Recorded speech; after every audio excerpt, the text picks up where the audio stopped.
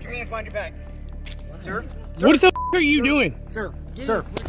Do you not listen? Get on the ground! Get on the ground! Get on the ground! But you said, you asked me that I have drugs, you asked me that I have guns. You have no reason to want to search my vehicle. In the suspenseful world of good cop, bad cop, ever wondered what could happen if bad cops weren't just a role that cops played, but actually an extension of their reality? When the ones who have the duty to uphold the law break it themselves, who exactly are the ones to be blamed? And what led them to these circumstances? Let's find out in today's video. Because the car smells like marijuana, so we're going to check it, all right? Take it down. Relax. Relax. Huh? Yeah. Put that jacket down right now. Put the jacket down. Cuff him up. Body cam on police officers are like plot twists in a gripping thriller. These tiny devices are the difference between justice and injustice, offering protection from the very authorities meant to serve and protect. Today, we'll delve into a few of these cases. Did the scales of justice finally tip in favor of those wrongly convicted? Were the officers held accountable for their actions in these cases? Can we even begin to imagine the different results that might have unfolded if police body cams hadn't been in use during those crucial moments? Now moving on to our first case for the day. In 2019, Staten Island Criminal Court judge vacated Jason Serrano's 2018 conviction, citing the potentially incriminating video and arresting officers' past history of planting drugs on another person. Serrano was riding in a friend's SUV in March 2018 when the vehicle was pulled over by officers Kyle Erickson and Elmer Pastrin. The officers claimed the car had a broken taillight, but according to Serrano, the officers had been further up the road and couldn't have seen the taillight from that position. When the driver rolled down the window, the officers claimed they smelled marijuana. Because the car smells like marijuana, so we're going to check it, all right? They asked Serrano, who was still healing from a stomach surgery after a stabbing, and the driver to get out of the car. How are you going to search the car in a minute? He is going to step out. Yeah. You guys going to hang out with me? He's going to search. In the video, Serrano hesitates to step out of the car, even showing the officers his surgical scars. He mentions, "I can barely move," but an officer dismisses his concern by replying, "I don't want to see that." As Serrano becomes more upset, the officers get more forceful. They grab him, force him to the ground, and put handcuffs on him. Take it down. Relax. Relax. Huh? Yeah. Put that jacket down right now. Put the jacket down. Cuff him up. They said I was resisting arrest, but I just didn't want to hit the floor. The only thing I was thinking about was this, Serrano said during a recent interview, pointing to his stomach. I still had staples in me. I couldn't even stand up straight. While Serrano lies on the sidewalk bleeding from his wound, additional officers and onlookers gather, waiting for an ambulance. In the meantime, Pastrin starts looking for Serrano's jacket. Erickson says to him, "We need to find something." If they orchestrated this kind of stunt without a legitimate cause, they understood that the fallout could get quite peculiar. In the body cam video, Erickson is spotted using a flashlight to inspect the front seat where Serrano had been seated, but he comes up empty-handed. Then within seconds, Erickson seemingly puts what appears to be marijuana into the drink holder. Even though he had initially found nothing there, he comments, "I smell a little weed." While shifting the bud, "There's a little bit of weed," he adds.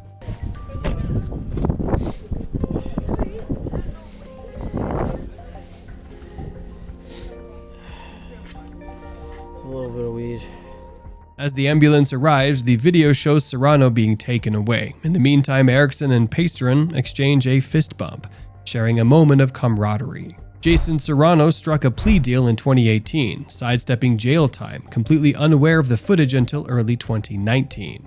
Astonishingly, this isn't the officer's first offense. They engaged in a strikingly similar incident just 3 months before Serrano's arrest. Attorneys demanded the immediate dismissal of these officers. As per an NYPD spokesperson, Erickson has retired from the force, while Pastrin remains on extended leave. If you find yourself astonished by police fabricating evidence, don't be. It's an all too familiar scenario. Take the case of Baltimore, where once more camera footage rides to the rescue. But what you don't see is how the police planted this evidence himself earlier. A Baltimore man was held in jail for months after police found a stash of drugs, but the officer who found the drugs also seems to be the one who hid them in that spot, according to footage from his body camera. The recording captures an afternoon on January 24th featuring Officer Richard Pinheiro and 2 other officers in the cluttered backyard of a row house. At the beginning of the footage, Pinheiro holds a soup can containing a clear plastic bag, which he discreetly positions amidst the debris. Subsequently, he leads his fellow officers out of the narrow access alley. As they reach the sidewalk, Pinheiro activates his body camera, seemingly unaware that his prior actions have also been recorded. In a twist of irony, police cameras possess a unique feature that preserves the 30 seconds of video before activation, but without audio, a fact that inadvertently led to the officer digging his own grave. Following a search that barely lasted 15 seconds, he retrieves the soup can, extracts the plastic bag, and presents it to the camera, revealing its contents: white capsules. He finds a bag of drugs tucked into a soup can. Yo. But the video doesn't actually begin there. It starts 30 seconds earlier. Officer Richard Pinheiro in the same spot planting the evidence, according to the public defender's office. Today, the police announced the officer has been suspended. I know we have to immediately launch an investigation. All boots on the ground. The operation led to the arrest of the suspect, who endured months of incarceration until the public defender's office recently forwarded the body cam video to the state attorney's office. During this time, he remained in custody, unable to post the hefty $50,000 bail. Now, thanks to the body cam evidence, he has regained his freedom. Despite the prosecutor expressing deep concern over the incident, it's baffling that Officer Pinheiro was called to testify in another case the following week without any disclosure of this videotape. Officer Pinheiro, who has been a witness in 53 other cases, is currently under scrutiny for his credibility. As a result, Pinheiro has been suspended, while 2 of his colleagues are assigned to administrative duties. Now, picture this. If these stories revolve around the actions of just 1 or 2 officers, then contemplate a city's predicament, where a significant portion of their police force is accused of causing distress among its residents over many years. Prepare to witness astonishing body cam footage that will leave your eyes in disbelief. Over a third of the East Cleveland, Ohio Police Department faces indictment, as 11 current and former members of the troubled law enforcement agency are charged with public corruption and civil rights violations. Tonight, 11 more East Cleveland police officers indicted for unlawful conduct. Some of the alleged abuse inflicted on community residents is described as being akin to torture. The Cleveland division of the FBI unveiled the new indictments during a press conference. They also made public shocking body camera footage that depicts officers allegedly engaging in acts of violence, including beating, kicking, and stomping community residents. Disturbingly, some of these individuals were subjected to brutality even after being handcuffed and seemingly complying with the officers' orders to kneel. The officers arrested and charged under the new indictments were identified as John Hartman, Nicholas Foti, Ian McInes, Kyle Wood, Tyler Munson, Brian Stoll, and Laurice Mons. Also indicted were Brian Parks, Daniel Toomer, Tristan Homan, and Trey DeHart Robinson. The charges include felonious assault, interfering with civil rights, dereliction of duty, evidence tampering, and obstruction of justice. It's worth noting that all the reported incidents of alleged misconduct transpired prior to the appointment of a new police chief last fall. County Prosecutor O'Malley said the video showed people who were giving up. They were showing their hands. They were acquiescing to law enforcement, and that wasn't enough. And I don't know what a citizen can do other than surrender and put their hands up and hope the arrest goes by the book. Cuyahoga County Prosecutor Michael O'Malley saying these all happened under former Police Chief Scott Gardner. Clearly, based upon the sheer number, you were probably seeing individuals who were hired, who were taught by people who ought not be teaching. 7 of the officers were being indicted for the first time, while 4 had been previously indicted. And the 11 new incidents occurred between February 2020 and July 2022. 4 current officers on the 26-member force are among those facing charges. 1 former East Cleveland officer employed by a neighboring jurisdiction was fired after the announcement. The total of 31 indictments, resulting in charges against a total of 16 officers over the last 6.5 months, occurred between June 2018 and July 2022, and involved 17 victims, officials said. As revealed by officials in the county prosecutor's office, the charges were a result of citizen complaints and concerns expressed by colleagues. They commended the investigative team for diligently reviewing hours of videotape to validate details, and in some instances vindicating the victims. The new police chief, Brian Gerhard, a seasoned 27-year force veteran, aspires to restore the department's lost respectability, reminiscent of its earlier days. Cuyahoga County Prosecutor Michael C. O'Malley understood that the real victims in this situation were the entire city's residents, who lived in an environment characterized by fear. Special Agent Gregory Nelson said they want to collect more information, asking for tips of abuse by East Cleveland police officers. Protecting the civil rights of our citizens will and always was or has been a priority or top priority of the FBI. What measures must be taken to restore faith in law enforcement after a tumultuous period of misconduct? Can justice be served in a way that not only punishes the guilty, but also rebuilds a community's trust in its police force? Share your thoughts in the comments below.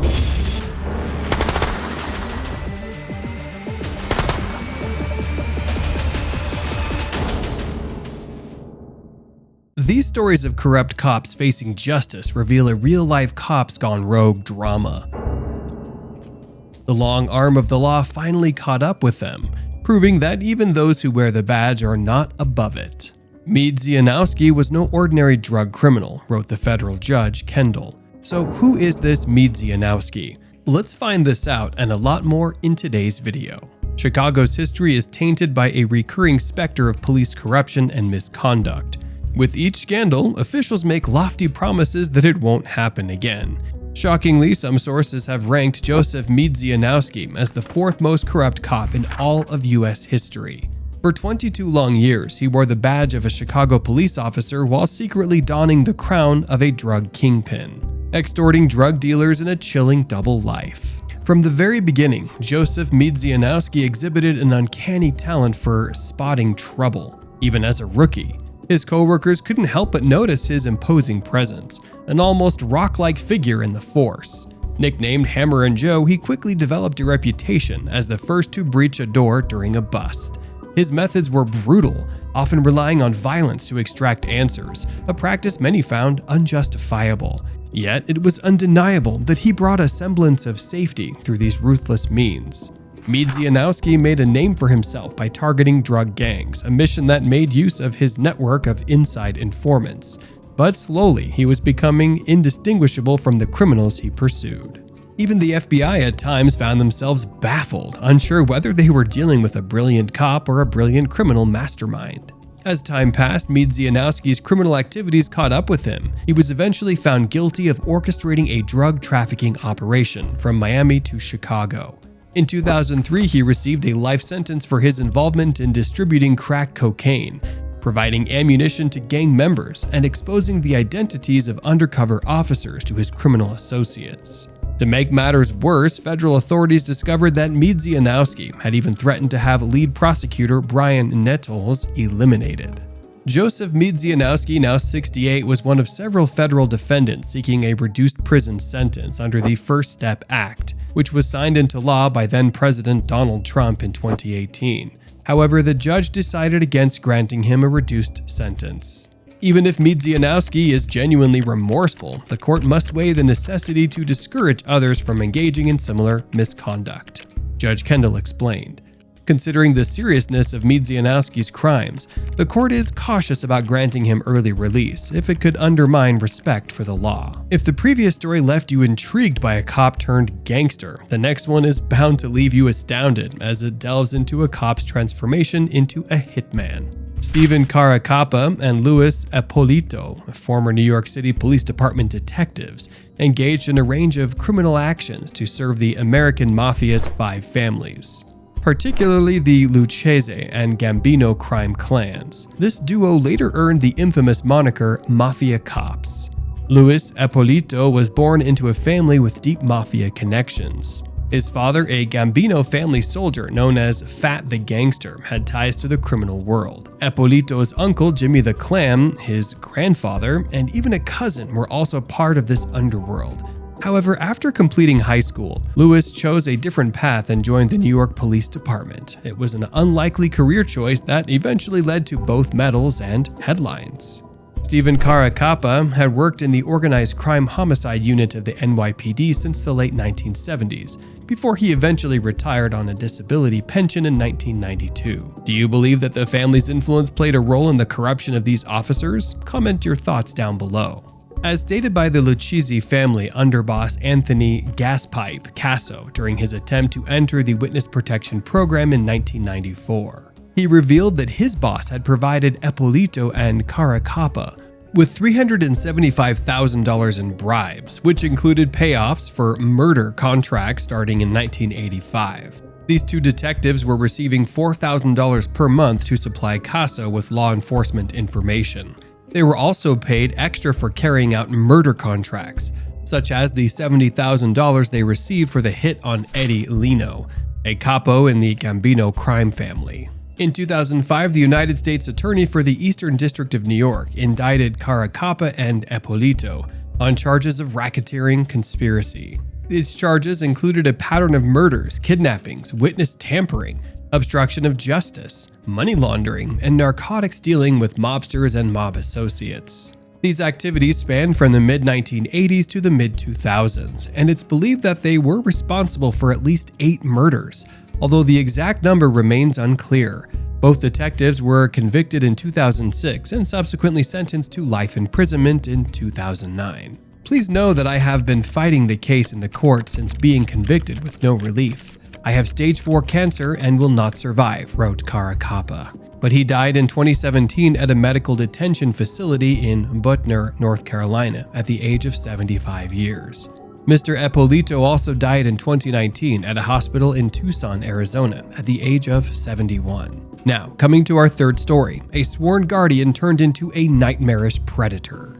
Once a trusted figure, Joshua Dwayne Carrier's sinister double life as a former Colorado Springs police officer and volunteer, wrestling coach at Horace Mann Middle School, came to light in October 2012. He stood convicted of abusing over 20 boys, leading to a sentence of 70 years to life. Shockingly, Carrier faced accusations of molesting 22 children, with prosecutors revealing the horrifying fact that some victims were subjected to repeated abuse.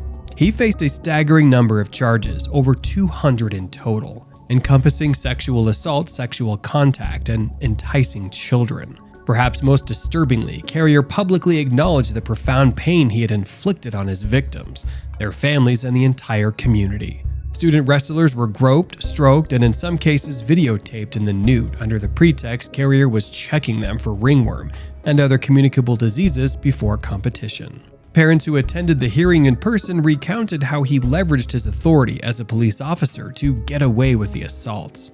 Mr. Carrier has been charged with 5 counts of sexual assault on a child by one in a position of trust, using goodwill and gifts to further earn victims' trust. Carrier later asked for a reduced sentence. To that, a parent commented, "I am blown away that Carrier even has the audacity to ask for an early release." A student who was a victim of Carrier wrote that, "To whom it may concern, I am mentally screwed in the head because of the pathological liar that Carrier was and always will be."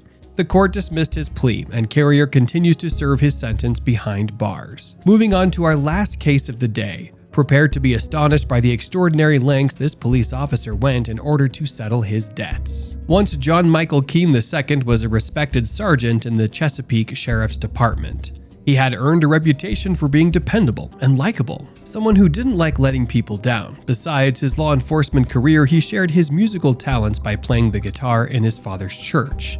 But life can take unexpected turns. Marital and financial troubles crept into his world, casting shadows of unhappiness over his life. In an attempt to alleviate his despair, Keene turned to retail therapy, seeking comfort in buying things. At least some of that spending was on pornography, phone sex, and visits to strip clubs. Little did he know that this reckless spending would push him further into the abyss of debt and misery. His father, who had once seen his son as an upstanding figure, could hardly believe that John Michael Keene II would end up being sentenced to 20 years in prison for his involvement in not one but 3 bank robberies, all targeting the same bank. Instead of turning to family for help, he ended up choosing a different path. He managed to pull off 2 bank robberies at the same bank in 2009, seemingly slipping through the cracks of the law. However, his luck ran out on the 3rd attempt in 2010. On that fateful day, he entered the BB&T bank disguised in dark glasses, gloves, and a surgical mask. Making his intentions clear, Keene handed a bag to the teller, leaving no room for doubt. He was robbing the bank. Fearful for their safety, the teller complied and filled the bag with money, which Keene swiftly took before exiting the bank. He made a hasty getaway in a red vehicle, possibly a Ford Taurus, according to witnesses. Shortly after this daring heist, an observant Chesapeake K-9 officer spotted a vehicle matching the description of the suspect's car parked near a Volvo Parkway. The police swiftly intervened, conducting a search of the car, which yielded incriminating evidence linking Keene to the bank robbery. Keene later confessed to using license plates he had stolen the night before from a pest control business. He had replaced them with his own plates after the robbery in a desperate attempt to cover his tracks. Keene has been charged with 3 counts of robbery, wearing a mask in public, use of a firearm in the commission of a felony, and entering a banking house with the intent to commit larceny. He received a 20-year prison sentence and is currently serving time for committing 3 bank robberies. Do you think justice was served in all these cases? To explore more stories like these, feel free to follow and subscribe to the channel. Sir? What the are you doing? Sir? Sir? Let go of my phone, man. Sam! Forged me, threw me down on the ground. Put his knee in my throat, literally had me down on the ground. We know cops are meant to ensure our safety. However, the reality is that some may stray, causing injustices to the ones they are meant to protect. But in this compelling narrative, the unsung heroes, the good cops, step up to combat the wrongdoing of the dirty cops. Did these dirty cops have it easy because of their authority and power in their department? Was there some revenge plot for exposing their wrongdoing? Or, in a complete twist, have we mistaken the actual good cop for the bad cop without knowing the complete story? Let's find out in today's video, where authorities play the real-life version of good cop, bad cop. Our first tale on the list unfolds in Tennessee on December 11, 2022. Jeremy Payne, a First Amendment auditor who had recently faced housing instability, found himself residing in a motel. He, along with his wife and 5-year-old daughter, were pushing their shopping cart through the Springfield neighborhood when a bag of candies accidentally slipped from their cart right in front of the home of Metro Nashville Police Detective William Thorogood. While off duty at the time, William believed that the bag dropped was discarded trash. Within no time, he flashed his badge and requested that the family pick what he believed was a trash bag right away. Without any resistance, the family promptly picked up the bag. The incident could have ended right here as a simple encounter, but this is where Jeremiah started doing something slightly unnecessary. Jeremiah randomly began recording the encounter on his phone and asked for Williams' name and badge number. This might have been random and unnecessary, but it brought out the true colors of William. Yeah, it's her candy. I apologize. It fell out. Get on your knees, put your hands behind your back. Sir? What the are you doing? Sir? Sir? Let go of my phone, man. Sam! He charged at Jeremiah, grabbed his phone away, and tackled him without any provocation. You can also hear his poor daughter crying to her daddy in the background. William continues to call the cops. Stop. No! You tried that. Okay. Call the cops. They're not going to do nothing. Because I didn't do nothing wrong. The authorities arrive soon and ask them about the dispute. That's when Officer Begley arrives at the scene. Officer Alyssa Giannatio and Officer Brown continue to point out William's mistake, while Officer Begley is not that convinced. But William was giving a different story. By the time the cops arrived, William realized that he was knee-deep in trouble. He knew he was wrong and tried to play off the whole incident as a fun encounter. As you'll soon witness, the officer steps in to defend Jeremiah in front of William. However, according to Section 3914.502, active littering, and Section 3914.504, criminal littering, Jeremiah did not do anything punishable. Officer Brown assures that he will file a comprehensive report with all the incident details. Nevertheless, he suggests it might be constructive to resolve the matter through conversation to prevent Jeremiah from pursuing any charges. William even tried bribing Jeremiah with $80 to prevent him from posting the video online. The irony! However, Jeremiah did not press any charges, but the video, however, you know how that went. Moral of the story, never bribe. Moving on to our next video, which went viral in the year 2019. Never get disrespectful with my officer. From your do what you gotta do. I know what you're thinking. You bet this is a staged video, don't you? But this is where you're completely wrong. What you saw was an absolutely real encounter where a police officer grabbed another female police officer by the neck after she had intervened to prevent him from carrying out a certain action. What was she attempting to prevent? Let's find out. The incident unfolded on November 19, 2019, when law enforcement responded to an incident at a stop-and-save convenience store at Sunrise. The call was regarding a suspect named Jean Bernard Similian, who had reportedly engaged in physical assault on multiple individuals outside the store. The suspect had been handcuffed and placed into a cruiser already when Sergeant Christopher Police came in.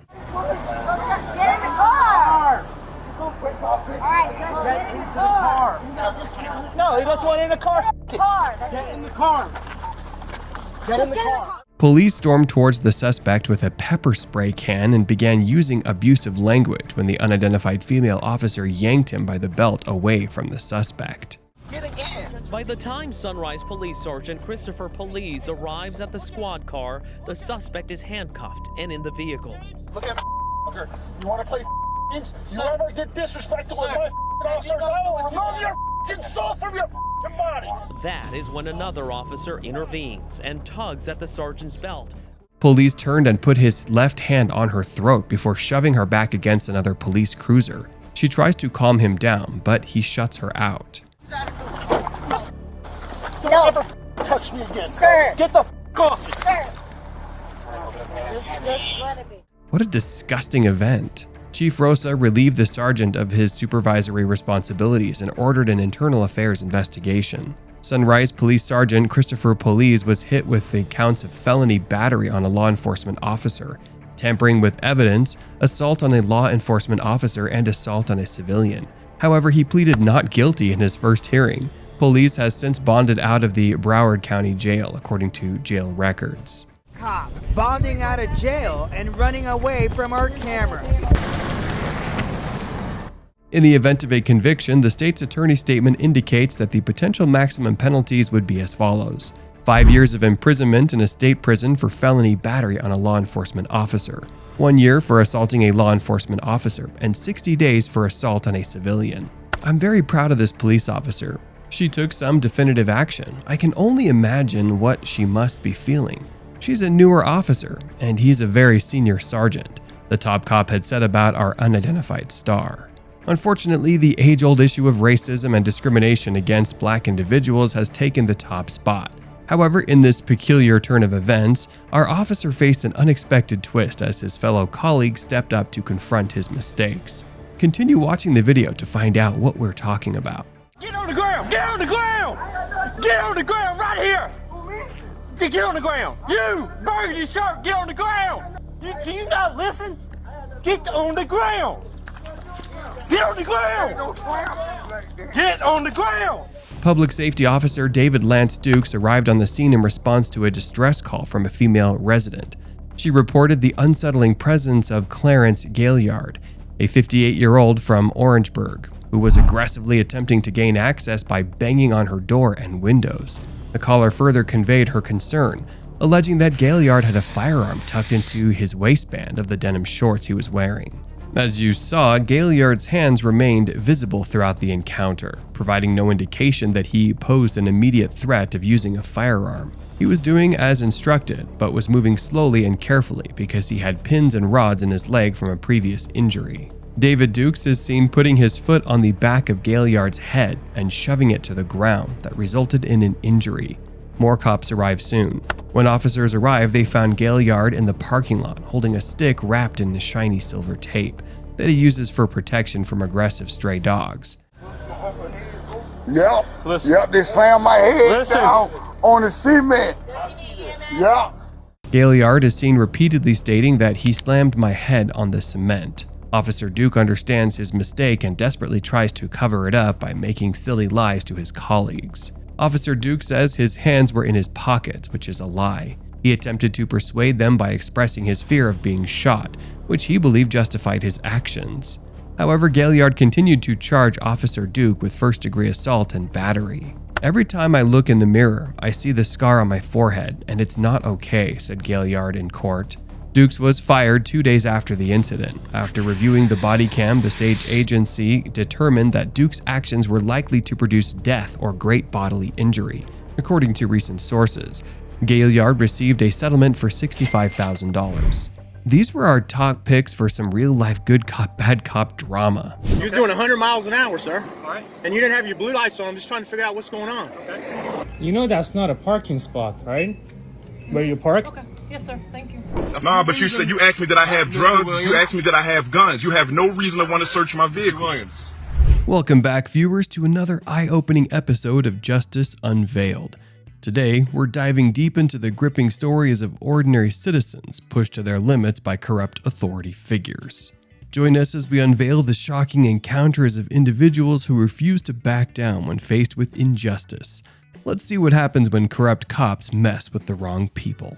What do you think a cop does when a citizen teaches him the law? Do they unlawfully arrest them or walk away? A cop interrupts a guy when they receive phone calls about someone walking on the street with a gun. However, it's not illegal. When the officer decides to search the guy, he says he doesn't consent to any search. The officer, however, takes his gun and points the fully loaded gun at the guy. The officer continues to ask for some ID, which the guy refuses as he did not commit a crime. Need your ID, and then we'll get you on your way. What crime do you suspect me of committing? The officer asks for further details like his first name and other ID. However, he again refuses. Can I get your first name so I can speak to you on a person-to-person basis here? No. You're not going to give me your name? No, I'm not going going to to. be that type of guy when I'm trying to have a conversation. I'm sorry, sir, but for my own protection, I would rather not give you anything because any name I give you is going to go in the police report about this incident. Then you can see him state the exact law regarding owning and carrying a legal weapon. He again repeats the question, did I do any crime? Did I do anything suspicious? Do you suspect me of committing a crime? Sure. Do you suspect me of committing a crime, yes or no? Sure. After 2 minutes of learning the law from the man, the officer confirms he's a free man and returns his gun. Firearm, where legally carried, cannot be the only cause for reasonable suspicion for a stop. Yep. Am I free to go? Sure. Okay, can I have my gun back? Sure. Thank you. From the beginning of this video, the officer has violated multiple procedures, starting with responding to the complaint first. The guys taking the video firmly said they didn't want to answer any questions from the officer. The officer then tries to check the car of the guy taking the video, claiming that the officer is the one who pulled them over. In reality, they were already parked there before he arrived. Touch our vehicle. You are, listen, don't touch our vehicle. You didn't pull us over. Yes, I did. When they ask for the reason why they were being detained, the dumb officer says he's not obliged to reveal that information. He also demands ID from the guy taking the camera guy. You have the right to ask the officer why you are being arrested, investigated, or approached, and the officer must tell you unless the situation is obvious. Put this little in check. Hey, you ever hear of Spit it out, it ain't yours. Spit it out, it ain't yours. It's called freedom of speech, mother. Now what? This is freedom of speech. You're right, it is, but you don't have those freedoms when you're on duty, idiot. You have duties, not rights. You can see that the officer swears back at the camera guy, but by law, he cannot do that. One of the many mistakes he is making. You can also see another officer trying to control the situation before it gets worse. In general, police are not legally required to tell you why they pulled you over, but they must give a reason before asking for ID. The officers soon realized that the guys have clarity about their rights and tried to stop messing around. He completely lost his cool and drove away, but the video soon went viral, giving him a lot of unwanted attention. Moving ahead. This officer says that the man recording the video is a witness to this investigation and that he should now present his ID. When the man denies it, the cop continues to detain him. No, you're part of my investigation. You were trespassing. You're a witness. No, I'm not a witness. For your ID. You're not getting my ID. Okay. You're being detained right now, okay? You understand that? The cop says, "I am detaining you right now, and if you walk away, you'll be charged." When he asks for a reason, the cop says that he's resisting the officer by not giving him a valid ID. The guy recording this is not related to whatever crime the police were looking into. He was just a man passing by, but the citizen knew his rights very well. The next cop comes down to a group of people asking them why they were taking photos of the police car parked down the street. The group of gentlemen questions whether the act was illegal. Why would they not be allowed to... Hey, sir? Why would it matter? You can't take a picture of that. That's a class. That's not legal. Yeah, Sir, that's legal. Sir, that's legal. You're the one committing crimes out here. The act of recording on camera was not illegal. The cops sometimes try to flash their power for unwanted things. Some people who do not know the law get intimidated by them. However, this group made the cop leave and taught him a lesson. Florida is considered a stop and ID state, meaning that you are expected to identify yourself to law enforcement if they stop you for a crime or traffic violation, highlighting the fact that only if you committed a crime. The only time I must present ID to you is when I'm in the commission of a crime, about to commit a crime, or have committed a crime. That's Florida Penal Code 901.1. So here, when the officer asks for an ID without any reason, the citizen resists and teaches him the law under which he must present an ID. Since no crime occurred, there was no need for an ID.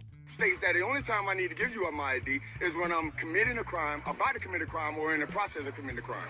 Photography is not a crime under the law. Give me an articulable suspicion, says the citizen. The police went quiet, realizing the mess they had gotten into. Two Boulder, Colorado cops tried to pull a fast one on an educated citizen by claiming that they had reasonable suspicion that the citizen was drinking alcohol in public. As the law states, it shall be unlawful to drink any alcoholic beverage upon any street, alley, avenue, park, vacant lot, or ground, on any public stairway or hall, or in any other public place except licensed establishments and authorized common consumption areas within the jurisdiction of the city. The citizen was by the side of the road drinking something which was Pepsi.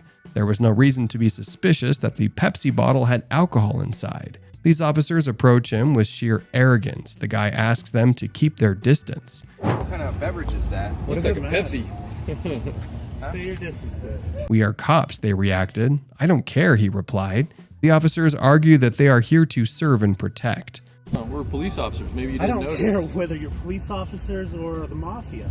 The mafia? Yeah. They said that many college kids drink publicly all the time, and they just wanted to check. There's a lot of students here drinking, so I don't- we just want to make sure that... Little did they know that this college kid was well aware of his rights. When he asks what they found suspicious about him, things start to change. That's what I'm asking. Do you suspect? You said We have no. what's called a reasonable suspicion. Do you have a reasonable suspicion? Yeah, we do. What We're is holding that? a can. I'm holding so a we're stopped can. to investigate. That's your reasonable That's not reasonable. suspicion? The man was holding a Pepsi. What is so suspicious about that? As the conversation continues, the officer starts to mock him. When asked for his card, he starts acting worse than a kindergarten child. However, the second officer maintains his professionalism. You can see that he doesn't really approve of his partner's behavior. Soon they realize it's time to leave. Off they go. So, this police officer approaches a bunch of kids in a public park and commands them to stop riding their bikes. It's likely that a grumpy old person got irritated and complained about the kids performing tricks. But what this officer is trying to do is not acceptable. If you're up here and doing tricks and people are, well, I don't care. But once you get off of this, you can't ride your bikes down here. If you can pass that word along, that'll keep people from complaining to me, and I won't come talk to you. So the officer asks to spread the word to other kids so that no more complaints come. However, this kid was no ordinary kid. He knew the exact laws that permitted him to do what he wanted. The police officer is about to get fired. Look up the code 16.16.502 states that you can ride your bicycle out here. So if you want to come out here, you want to tell people exactly where. When the kid questions the law, he claims a false law and says it's been around for years. However, this kid has been riding his bike in this area for 6 years and has encountered many officers like him. He knew exactly what to do. The cop continues to mock him by asking, Where did you get your law degree from? The Facebook University? Get your law degree on Facebook, or where did you actually obtain that? Every citizen should be informed about their rights, not just lawyers. The kid puts some sense into this corrupt officer who then walks away wishing them a good day. Great. Yeah, thanks, man. Hey, I appreciate you, not giving a shit and walking away. The reaction of those kids mirrors the joy anyone experiences while watching this video. You see cops pulling over people all the time for speeding. How about a citizen pulling over a cop? The cop passes the man speeding over 100 miles per hour, which was caught on camera. Near 100 miles an hour to keep up with this cop. Manage a changing workforce? It's time to get to know. He was doing 100 miles an hour when you went past me. I got you on my speedometer. You was doing 100 miles an hour, sir. All right. And you didn't have your blue lights on. I'm just trying to figure out what's going on. Okay. If you have an issue with what I did? Yes, sir. What's your name and badge number, please? You can see it right there. You call Cross County. What's your name and badge number, sir? You're supposed to tell your name and badge number. The man asked the officer to get his supervisor as he was speeding without turning on any emergency lights. When asked for his badge number and name, the police scooted the scene ASAP. In the next video, a California police officer tries to teach a Canadian driver non-existing laws, but he was messing with the wrong Lamborghini owner. How's it going? How are you? Good, thanks. Can I see your driver's license, please? Yeah, sure. So the officer approaches the driver and asks for his driver's license. Without any resistance, he gave it. That's when the officer noticed that his license was Canadian. According to law, non-resident persons do not need to get a California driver's license. The state recognizes out-of-state and foreign driver licenses for non-resident individuals. However, the cop insists that it's otherwise and he needs to have a California license. The officer then begins to inquire about the purpose of his visit, but the driver asserts that the officer isn't from customs and therefore doesn't need to answer any questions. Okay, so you need a California driver's license to drive in California. No, you don't. Are you a tourist? Yes. Okay, do you have your passport with you? Yeah. Can I see it? Yeah. Do you have your international driver's license? Excuse me? Do you have your international driver's license? You're a cop. You should know I don't need that. I'm a Canadian citizen. You have a treaty with us. I'm going to exit the vehicle to get my passport. When the driver says he doesn't require an international license, the officer doesn't even bother to confirm it. He replies, "I don't care." When asked for the reason for the stop, the officer said that the car had a modified exhaust. The owner denies that, and then the officer quickly changes the reason. I said the one on Lomitas. I didn't run any stop sign. I have everything on camera. Okay, that's fine. So do I. Pardon? I said so do I. Sure. Stay in the car, don't get out, man. No, I won't. Here, hold on to this. I don't want to forget it.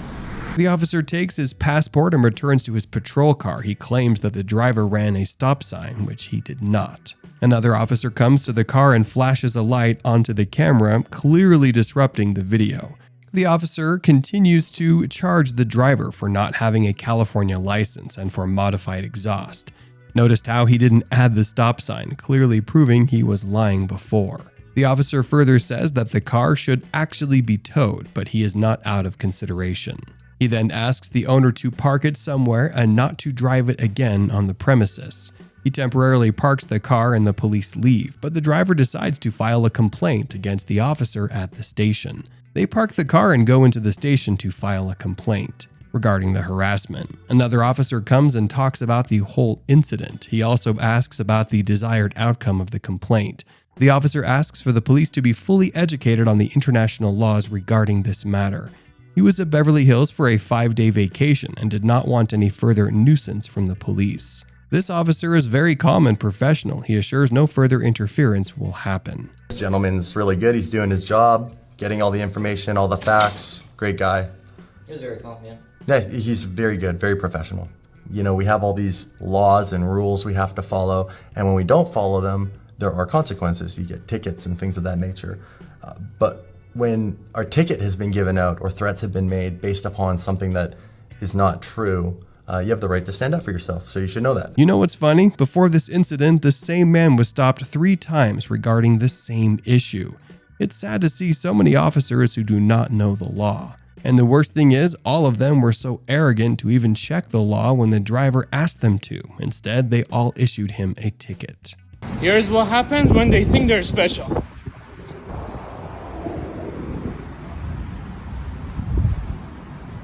You know that's not a parking spot, right? Where you park? Okay. Yes, sir. Thank you. What's your name and badge number? Right here. And what's your badge number? I don't have a badge number. You don't have a badge number? No, sir. Can you please get on my face now? No, I could record you anytime I want. Fine. But they can also trespass you out of the store. So. If they tell me to leave, I will leave, but that's not a parking spot. You're not special, right? This video was posted on social media by a young man showing the arrogance of police officers thinking they can break any rule they wish. The female cop does not even deny the fact that she made a mistake and just asks him to leave. The video went viral, which led to disciplinary actions against the officer. The next officer falsely charges a citizen for drinking in public spaces, but the seal wasn't even broken. Are these men harassing you, citizens? Yeah. What probable cause does he have to ask you for your ID? Looks like a brand new bottle of beer. It is. The seal isn't even broken on that bottle. What the is wrong with you people? Sir, if you just back up a little bit. The victims were being harassed and asked for ID without any reasonable suspicion. The beer bottle they had in possession was new and not even opened. Yet somehow these corrupt officers are making reasons to charge them. Okay. Well, maybe you should just back up a little bit. They're charging her with drinking in public, and the seal is still on. The individual recording the video starts shouting and swearing at the cops loudly, exposing their wrongdoing to the public. As you saw, they all started walking away slowly without saying anything back. So, the next cop pulled over a guy for illegal taillight. The same officer had already pulled over this guy previously. And the guy had actually changed his lights this time. He was not speeding, nor was he doing anything wrong. So let's see how this encounter goes. Alright guys, I'm getting pulled over for no damn reason. Just left my house. Just going on a cruise. Wasn't speeding, have insurance. Let's see what this is about. I told you last time I saw you at the gas station, it wasn't a traffic stop then. I advised you that your taillights were illegal. All right. Can I step out for a second? Absolutely. You are being recorded too, just so you know. He steps out and shows the officer the new lights that were replaced. The officer argues that they still look dark. However, he only seems to be interrupting this man's travel, only when there are plenty of cars around actually breaking the law. Next, he argues that the driver has not given him a license yet. Since there was no reason for suspicion, there was no need for an ID, but the cop doesn't seem to back down. Now I am confiding to him even though he doesn't need this. So, this cop was also doing an illegal traffic stop and trying to search the car of this individual. He was asking about possession of drugs, guns, and other things with no proper suspicion. The only thing this cop was doing was being racist. Nah, but you said you asked me that I have drugs. You asked me that I have guns. You have no reason to want to search my vehicle. The cops give further reasons like the window was tinted. In reality, the windows were rolled down before the stop. There's no way they could have seen the tint. It's all lies to search the car which the individual did not consent to. I'm giving you a few reasons here why I'm going where I'm going. Right? You said you brought up you're using a new app that took you out of your way. You're 10 miles outside of where it is you need to go. On that app, answer any questions. I gave you all my paperwork, my information. You don't, nah, but you acting like I'm committing a crime. It's not being a crime up here. I'm coming up here to see my brother. I'm not being argumentative. You could have gave me my ID back and let me go. I didn't do anything wrong. So this cop again stops these young men for no reason, runs their plates and demands ID. He's clearly irritated because the men are recording him. When asked why he needed ID, he said, "Because you got a big mouth." What do you need my ID for, sir? Well, because you want to run your mouth to me. No, because you was looking at my license plate. For what? Exactly. For what? You don't have to. There you go. He said it. He says he can do anything he wants because he's a police officer. You don't have the right to run this. I got my rights to do anything I want to do. I'm a police officer. You can't run. This attitude of supremacy is the root of all problems. He threatens that if they do not give their ID, he'll tow their car away. That doesn't mean anything. That doesn't mean anything. I'll pull you over and I'll tow your car. This young man was pulled over by the police regarding some issue with the number plate, but upon close examination, it was clear that the driver was not breaking any laws. Is there a reason why I'm being pulled over? Well, I pulled you over for the plate. But there's nothing wrong, right? There's not, no. Okay, so... Now that I pulled you over, do you have your license on you? I don't think I don't have to give it to you because I did nothing wrong. So the officer continues to ask for the driver's license, which he refuses to present. Since he was not breaking any laws, he was not obliged to answer any further queries. He also said he was in a hurry to eat his food and go to work. Because I'm going to be eating soon. I got the food right next to me. I mean, kind of in a hurry. Got to go to work in a little bit. I did nothing wrong. Well, without creating any further ruckus, the police left, and you can hear the man saying, "That's how you get away from cops." That's how you get away from the cops, right? The next video is a very similar encounter between a civilian and an off-duty officer. When he pulled over the car, you can see his attitude coming over the window, trying to create an unwanted issue. However, the lady asked the right question, and he didn't have any answer. Be smart. Are you off duty? Are you an off-duty officer right we're now? always on duty, ma'am. Are you off duty right now? Registration, and proof of insurance, please. Am I being detained? May I see a license? Am I being detained? Am I being detained? You're not being detained. Okay, then I will see a license. You have a good day. Okay. Goodbye. I'll see you. And once again, that's how you avoid bad cops. So what exactly do you do when law enforcement stops you? As you saw in many videos before, many get angry towards officers. However, that's not a great practice. Try to stay calm and be polite. Avoid getting confrontational or argumentative with the police officer. Also, remember your rights. You have the right to remain silent. You do not have to consent to a search of yourself or your belongings. Just say it out loud to the officer. If you enjoyed diving into these intriguing encounters, make sure to hit the like button, share it with your friends, and don't forget to subscribe for more.